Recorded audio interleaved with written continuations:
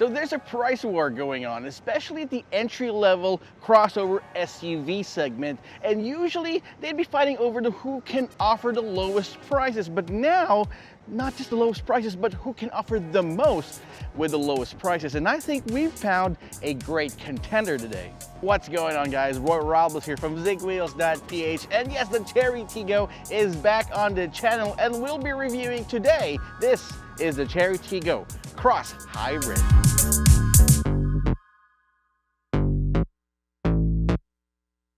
Now, if this thing looks a lot familiar to you guys, it's because this is the latest Chery Tiggo. We reviewed the Chery Tiggo. In fact, it is our first one where I did a quick review of it on the channel. It was like, what, 4 years ago? And now it's back with a vengeance, and this time it's got electric power to back it up. And not only that, because it's an all-new design that they got right here in the front. You got these LED headlamps right here, and this LED DRL right at the bottom where usually you'd find the fog lamps at. I'm not really a fan much of these dots right here on the front grille. Kind of creates this weird effect for me, but some people would usually black that out, and that's no problem. But some people will like it, and that's why we have it right there.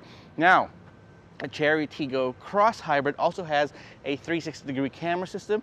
It's going to be hard to find it because it's well integrated right here below the Chery badge. And then it makes a sudden appearance right there. This has advanced driver assist systems. That's right, an advanced driver assist system on an entry-level crossover SUV. That's something, and we'll be testing it out later on. I like how the hood is sculpted this way, and underneath you'd find the 1.5 liter engine made into a small electric motor that makes 200 horsepower and 310 Nm torque, but let's talk about the performance later. Now, you might not be impressed with all the trims that I've got right here, but remember that this Chery Tiggo Cross Hybrid has been moving forward for the past 4 years now.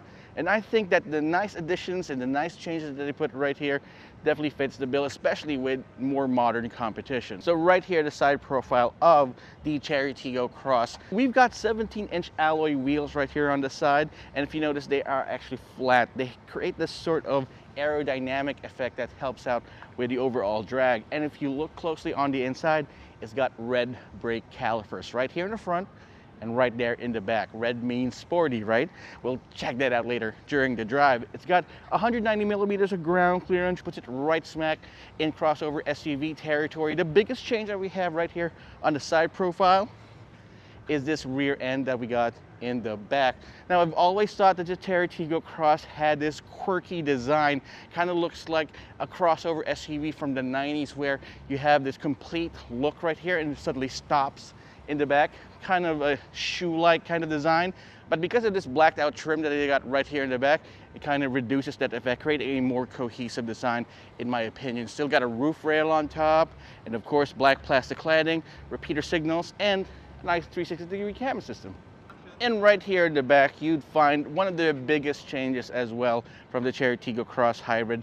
This very ornate looking light bar running across the rear end. And instead of getting the Chery badge, you now have Chery right here in text. In a nice font, I gotta add.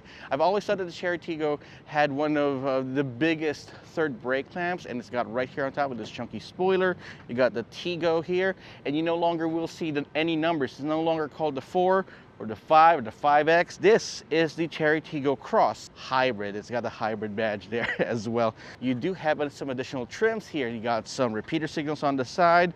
You got these proximity sensors as well, and of course, trusty 360-degree camera. Now, opening up the tailgate, it's not power operated, which is just fine by me. It's just this manual function here, and once you do open up, you have access to all this space on the inside. Check the underneath of this floor here. You'd find some more cubby holes and places to put your smaller items in. And underneath it, you got a donut spare tire, which is nice. One quirk that this car has though is that it's got this divot right here in the back, reducing the amount of space that you can put this in here. And it's not flat though.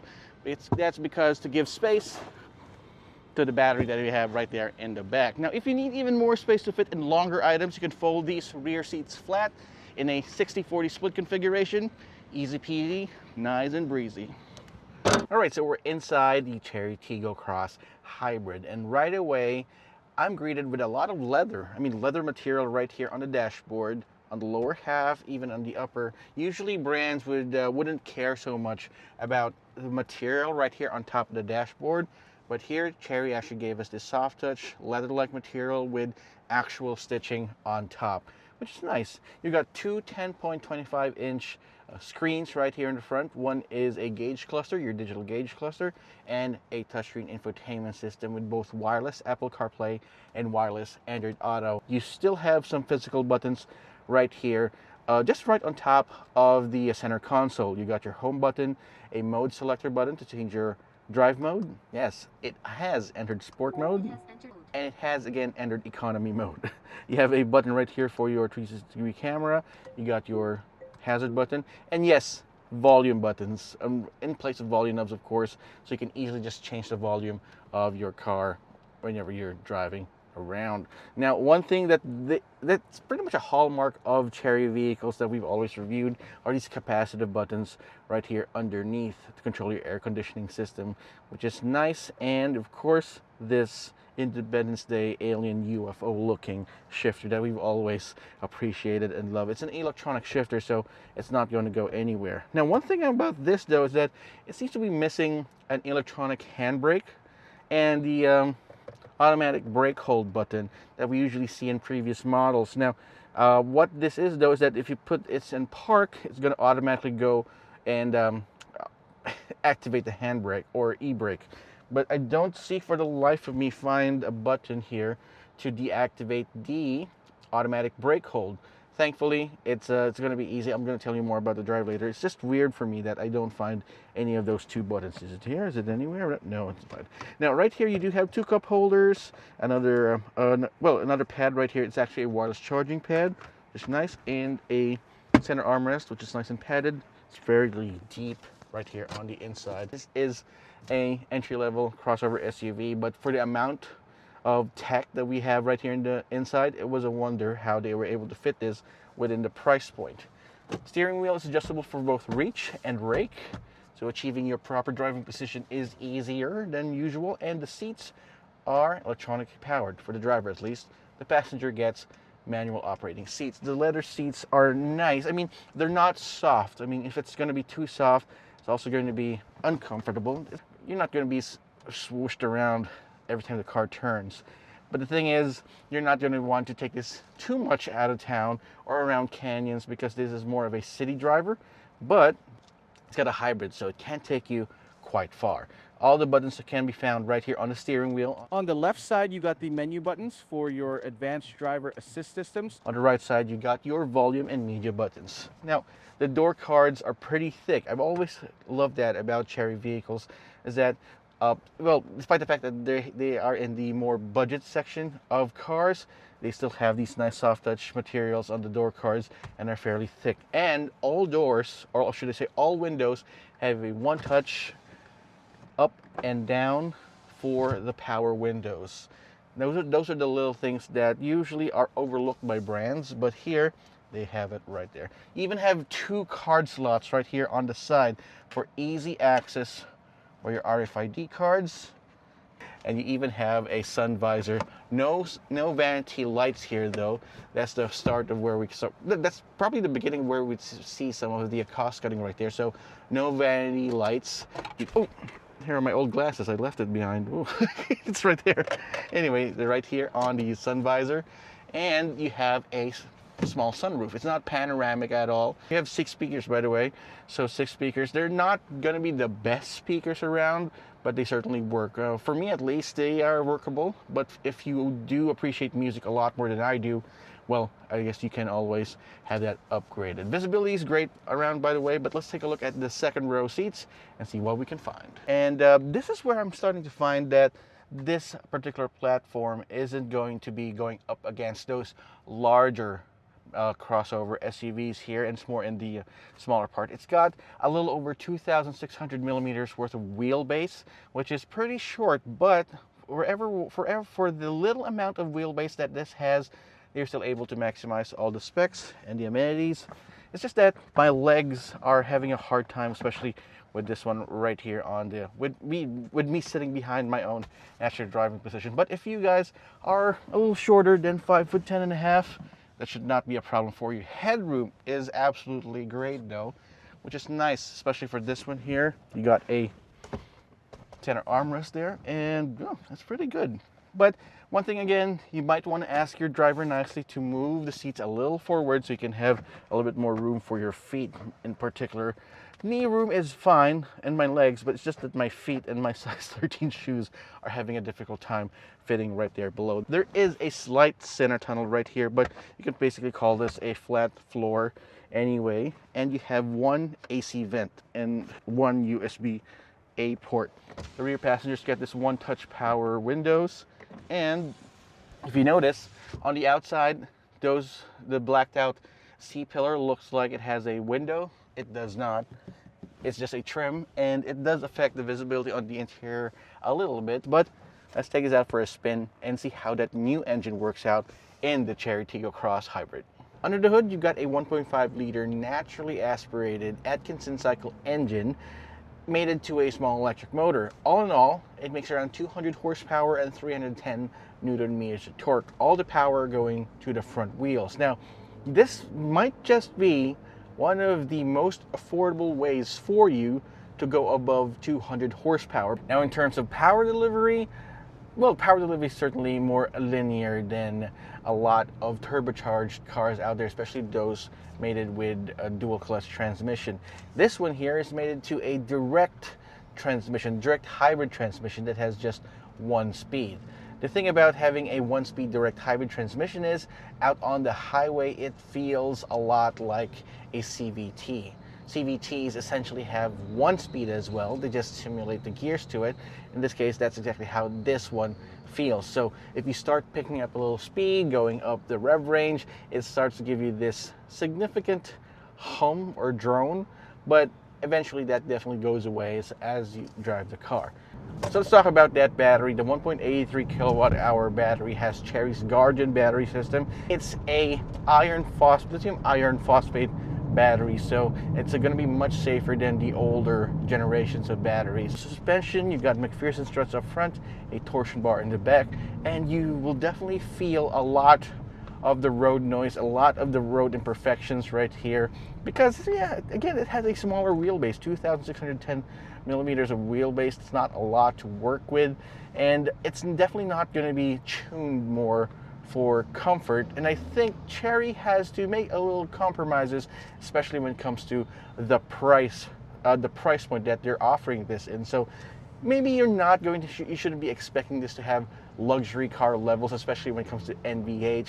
Yeah, a lot of the noise from the outside does permeate on the inside. It doesn't have these laminated windows, but because of these thick door cards, it definitely does try its best to keep the noise at a bare minimum. And because you now have a hybrid car under there, you don't have a 3-cylinder, you don't have a diesel even, just a small gasoline engine and the Atkinson cycle engine as well.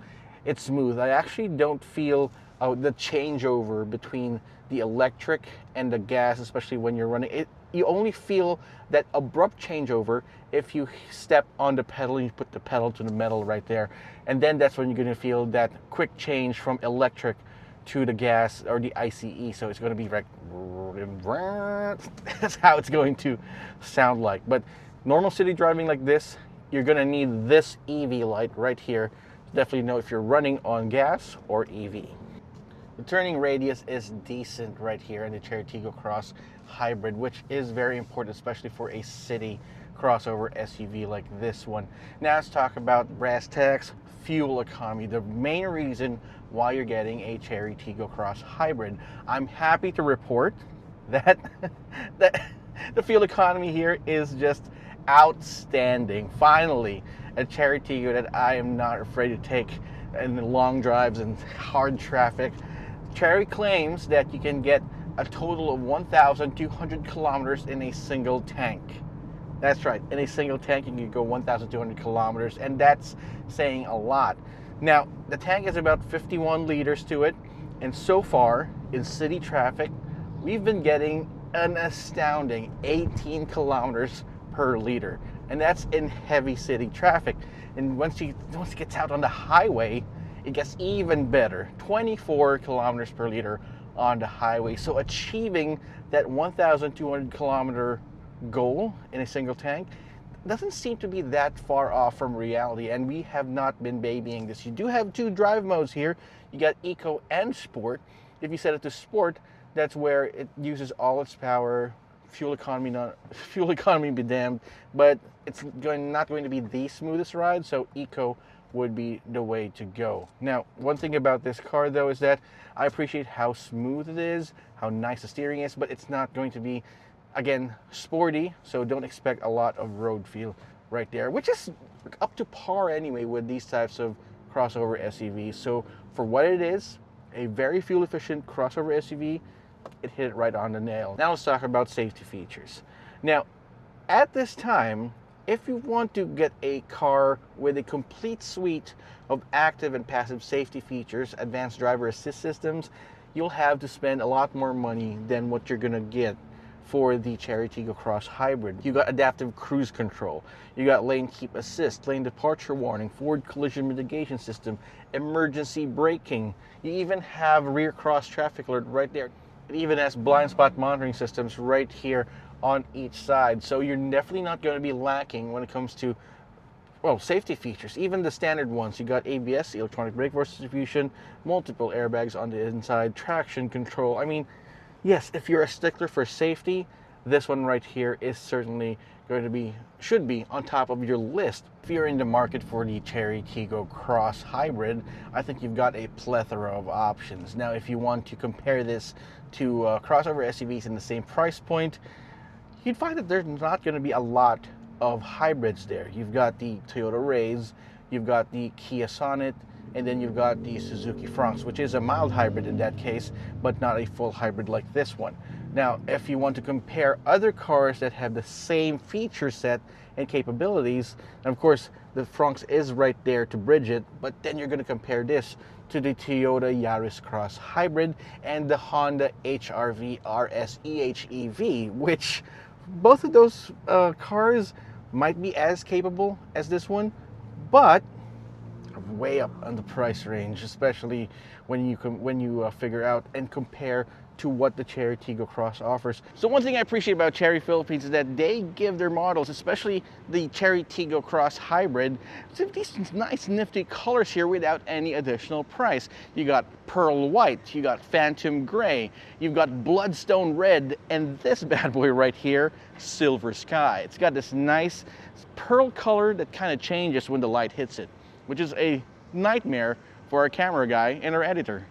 Now, I did say that the Chery Tiggo Cross Hybrid is in a price war with these entry-level SUVs that have all these amazing features, but this one right here can be had at a starting price of 1,198,000 pesos. What are you waiting for? Head on over to Zigwheels.Ph to get the lowest prices for your Chery Tiggo Cross Hybrid. But what do you think? Do you think you'll get this over any other small crossover SUV? Drop me a comment in the comment section down below. Tell me what it is or if this is good enough for you. But while you're ahead, subscribe to our channel and hit that notification icon so you won't miss any of our videos. Thanks so much for watching. This has been Roy Robles from Zigwheels.Ph. I'll see you guys next time.